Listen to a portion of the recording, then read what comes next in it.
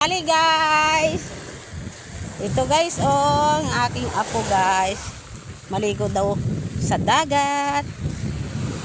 Ayan guys, maliligo daw ang aking apo guys sa dagat dahil katapusan na rin buwan guys, uwi na ng Kalibo yan, babalik ulit sila dun. Time ako, ang bilis mo naman. Hello, hello po. Hello po daw guys. Hello daw siya, hello daw sa inyong lahat.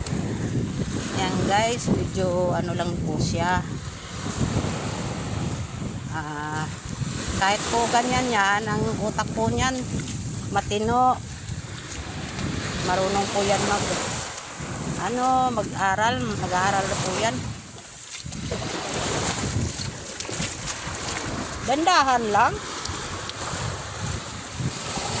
Ayan guys, pasyal muna kami dito sa dagat. Ayan na kasama ang naulan. Pupunta muna kami doon guys dahil maggagayad daw sila. Manood kami. Hello guys. Hello po.